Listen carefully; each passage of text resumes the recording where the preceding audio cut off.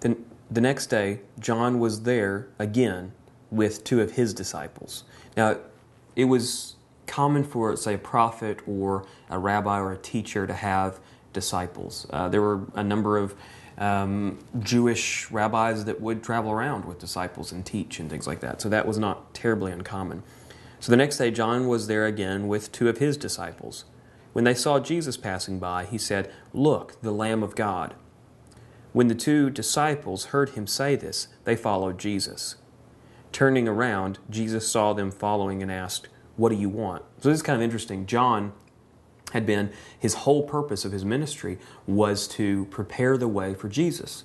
And so now Jesus has showed up. And so it's like these disciples had heard John talk about Jesus so much that, they got the point that when Jesus shows up, he's the one to follow. And so I think that's really nice to see that they got it, So they followed and asked, and he asked, "What do you want?" They said, "Rabbi," which means teacher, "where are you staying?" "Come," he replied, "and you will see." So they went and saw where he was staying and spent the day with him. It was about the 10th hour. Andrew, Simon Peter's brother, was one of the two who heard what John had said and who had followed Jesus. The first thing Andrew did was to find his brother, Simon, and tell him, "We have found the Messiah," that is the Christ. And he brought him to Jesus. Jesus looked at him and said, "You are Simon, son of John, who will be called Cephas," which when translated is Peter. I think this section is really interesting because I don't know that you could say Jesus' ministry has actually officially started. I mean, I guess it probably has, but the interesting thing about it is that they went and they spent the day with him. And then they went and found other people to come hang out with them, And so this is the beginning of his ministry. I mean, this is where it starts, And so what's cool about this to me is that in the very beginning, these guys seem to enjoy Jesus' company. I mean, it doesn't tell us much about that, but they went and spent the day with him, and so they were drawn to Jesus. It was them who were sort of gravitationally pulled towards this amazing person. Verse 43 says this, "The next day Jesus decided to leave for Galilee." Now, they were in Bethany, which is near the Jordan River, and Galilee is, it'd be to the west. And so Galilee is the area, Jesus was from Nazareth, and so Galilee is sort of to the west. Galilee was a place that had been settled, sort of resettled, maybe about 100 years before this or so.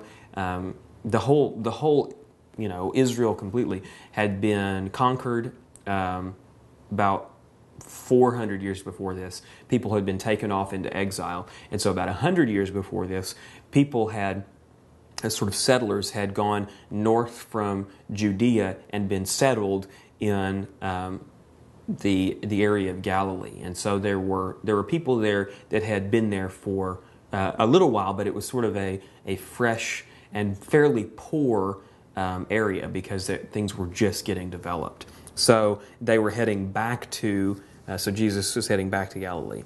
So the next day, Jesus decided to leave for Galilee. Finding Philip, he said to him, "Follow me." Philip, like Andrew and Peter, was from the town of Bethsaida, which is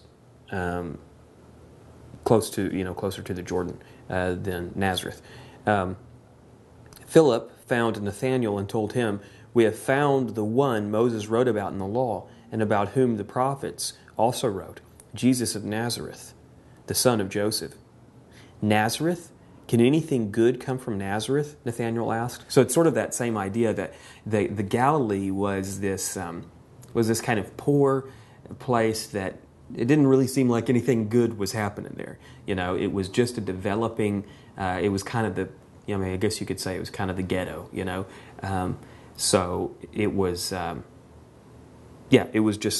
Nothing was really expected from the Galilee, because you would think that the Messiah would come from Judea. Judea was the place where there was history, there was the religious center there, and so that was the idea. You'd think it would come from Judea, but for it to come from Galilee is like, just coming from some, podunk town in the middle of nowhere. And so Nathanael kind of calls that out. Can anything good come from there? Nathanael asked. Come and see, said Philip. When Jesus saw Nathanael approaching, he said to him, Here is a true Israelite, in whom there is nothing false. How do you know me? Nathanael asked. Jesus answered, I saw you while you were still under the fig tree, before Philip called you.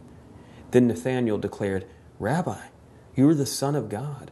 You are the King of Israel. Jesus said, You believe because I told you I saw you under the fig tree? You shall see greater things than that.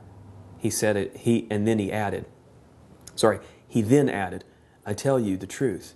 You shall see heaven open and the angels of God ascending and descending on the Son of Man. That's fascinating because basically we see Nathanael's development of faith. At first, he hears that Jesus is from Nazareth and says, yeah, right, whatever. I mean, nothing good comes out of Nazareth. But then he meets Jesus, and Jesus says, oh, I know you. You're a true Israelite. There's nothing false in you. Nathanael is sort of blown away and is like, well, how do you know me? And Jesus says, I saw you under the fig tree before Philip called you. And apparently that's what brings Nathanael to believe. I mean, there's nothing really in that is very particularly striking to me. But I think what's going on here is that there's something about Jesus that we're not seeing from these words. There's something in this that is captivating and is gravitational about Jesus that is hard to put into even the red letters. And so I think what we're noticing here is that, yes, it was it was powerful that Jesus had identified him as a man of truth before Philip called him, but the other part of it is that there's something about Jesus that these people are drawn to. And so Jesus says, you believe because I saw you under the fig tree. But then he goes on, you shall see greater things than that. He then added, I tell you the truth, you shall see heaven open and the angels of God ascending and descending on the Son of Man. That is like, to me, that is like opening the curtain and we get a quick glimpse of backstage and then it closes again. It's like Jesus says this fascinating thing that you'll see heaven open and you'll see the angels ascending and descending on the Son of Man. I don't really have a good idea of what he's talking about here, but my assumption is that what he's pointing at is that the fact that Jesus is going to open up the barrier between heaven and earth, and that by conquering whatever that barrier is, which I think we'll learn about later, then there will be free motion between heaven and earth. Fascinating idea to me. I don't want to go into it too much because I simply just don't want to speculate too much on what it possibly could mean. But I think it's a fascinating verse and sort of seeing the curtain opened there.